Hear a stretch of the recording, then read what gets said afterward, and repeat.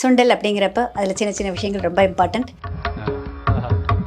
அதாவது எப்படி டேஸ்டியாக கொடுக்கணும், எப்படி செஞ்சால் ஆரோக்கியத்துக்கு நல்லது, இந்த 2 விஷயமும் நம்ம தெரிஞ்சுக்கிட்டு கொடுத்தா வெள்ளை கொண்டக்கடலை, சிவப்பு கொண்டக்கடலை அது வந்து வேகிற நேரம் அதிகமாக பிடிக்கும்.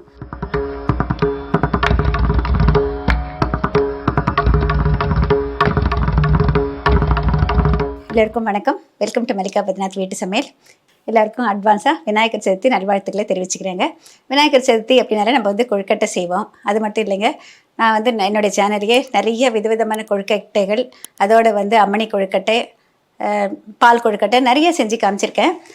அந்த விநாயகர் சதுர்த்திக்கு என்னென்ன படைப்போம் அப்படிங்கிற விஷயங்களும் சேர்த்து கடைசியாக நான் டிஸ்கிரிப்ஷனில் வந்து ஒரு லிங்க் போடுறேன்.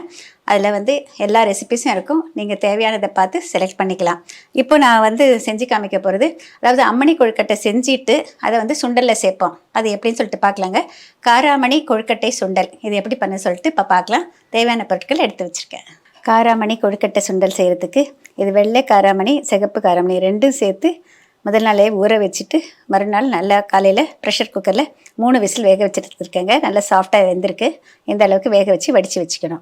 இப்போ இதுக்கு தேவையான மற்ற பொருட்கள் பார்த்திங்கன்னா, இது பெருங்காயத்தூள், கொத்தமல்லி தழை, தேங்காய் துருவல், இது அம்மணி கொழுக்கட்டை.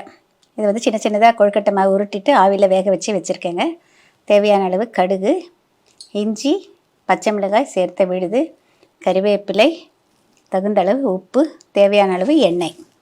பொதுவாக விநாயகர் சதுர்த்திக்குனாக்கா சுண்டல் கட்டாயம் பண்ணுவோம். இதில் வந்து நான் எடுத்துருக்கிறது வந்து வெள்ளை காராமணி, சிகப்பு காராமணி. இந்த 2 காராமணியும் நல்லா கழுவிட்டு முதல் நாள் ராத்திரியே வந்து ஊற வச்சுக்கோங்க. இப்போ இது ரெண்டுமே வந்து ஒரே நேரத்தில் வெந்துடும். அப்படிங்கிறதுனால நெக்ஸ்ட் டே மார்னிங் அந்த தண்ணியை வடிச்சிட்டு ஃப்ரெஷ் வாட்டர் போட்டுட்டு ப்ரெஷர் குக்கரில் வெயிட் வச்ச பிறகு 3 விசில் வேக வச்சு எடுத்துக்கோங்க. நம்ம எல்லா விதமான சுண்டல் சேர்த்து செய்யணும் அப்படின்னு நினச்சிங்கன்னா, அதாவது மற்ற இதெல்லாம் வேகும் தன்மைக்கேற்ப, அதாவது கொண்டக்கடலைனாக்கா பெரிய கொண்டக்கடலை, வெள்ளை கொண்டக்கடலை, சிவப்பு கொண்டக்கடலை அது வந்து வேகிற நேரம் அதிகமாக பிடிக்கும். பட்டாணி, வெள்ளை பட்டாணி, பச்சை பட்டாணி அது ரெண்டும் பார்த்திங்கன்னா வேகிற நேரம் வந்து 4 விசில் 5 விசில் அது மாதிரி. அது ஒவ்வொன்றுக்கும் ஒவ்வொரு வேகிற நேரம் இருக்குது. எல்லாமே சேர்த்து செய்கிறதா இருந்தால் அது தனித்தனியாக ஊற வச்சுக்கோங்க. அதாவது இது 2 ஊற வச்சுக்கலாம், பட்டாணி 2 ஒன்றா ஊற வச்சுக்கலாம், சன்னா 2 ஒன்றா ஊற வச்சுக்கலாம். அதுக்கு தகுந்த மாதிரி நம்ம ப்ரெஷர் குக்கரில் வேக வச்சுக்கணும். அப்படி இல்லைன்னா நீங்கள் எந்த 2 காம்பினேஷன் கொடுக்குறீங்களோ அந்த மாதிரி வேக வச்சு எடுத்துக்கோங்க. இது வந்து நம்ம கொழுக்கட்டை பண்ணுறப்பயே அந்த மாவை வந்து உருட்டிட்டு ஆவியில் வேக வச்சு எடுத்துக்கணும். அந்த வேக வச்சு எடுத்த பிறகு இதோட சேர்த்து தாளிப்போம். இப்போ இது எப்படின்னு சொல்லிட்டு பார்க்கலாம். கொஞ்சமாக எண்ணெய் விட்டு வச்சுருக்கேன் பேனில். தேவையான அளவு கடுகு சேர்த்துக்கலாம்.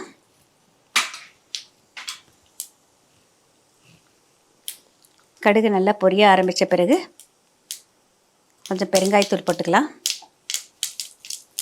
பெருங்காயம் ஜீரணத்துக்கு ரொம்ப நல்லது. சுண்டல்னாலே நல்ல பெருங்காயம் நல்லா கூடுதலாக போட்டால் நல்லா இருக்குங்க. இந்த 2 கறிவேப்பிலை,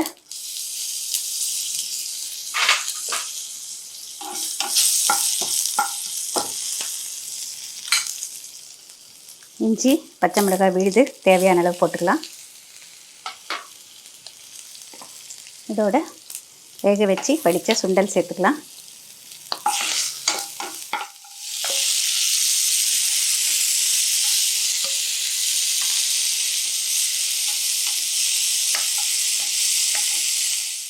எப்போவுமே சுண்டலில் வந்து முதலையே உப்பு போடக்கூடாதுங்க. உப்பு போட்டால் வந்து வேகிறதுக்கு ரொம்ப லேட் ஆகும். அதனால் எப்போவுமே கடைசியாக போடுறது தான் நல்லது. இப்போது ரொம்ப குயிக்காக ஃப்ரை பண்ணணும். அதிக நேரம் சுண்டலை வந்து ஃப்ரை பண்ணால் கெட்டி ஆகிடும். இந்த சின்ன சின்ன விஷயங்கள் நம்ம தெரிஞ்சுக்கிறோம். பாருங்கள், இதை போட்டு கலந்து விட்டாச்சு. இப்போ இந்த அம்மணி கொழுக்கட்டையை சேர்த்துறேன்.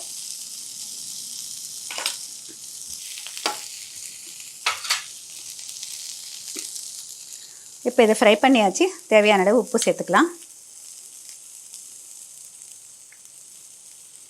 கொஞ்சமாக தேங்காய் துருவல் சேர்த்துக்கலாம். இப்போ நல்லா கலந்து விட்டுட்டு அடுப்பு அணைச்சிடலாம்.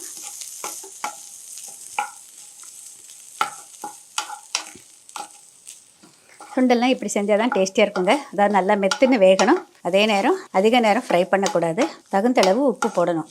இப்போ வந்து கடைசியாக கொத்தமல்லி தழை போட்டுக்கலாம். மிக சுவையான சுண்டல் ரெடி.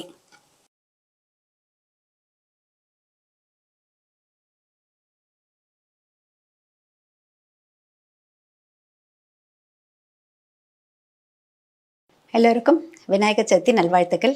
சுண்டல் அப்படிங்கிறப்ப அதில் சின்ன சின்ன விஷயங்கள் ரொம்ப இம்பார்ட்டண்ட்.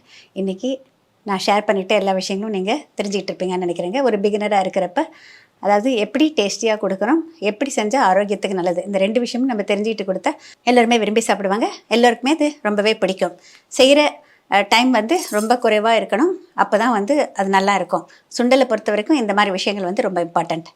இந்த சுண்டலை ட்ரை பண்ணி பாருங்கள். உங்களுடைய ஃபீட்பேக் கொடுத்தீங்கன்னா ரொம்ப சந்தோஷப்படுவேன். தேங்க்யூ.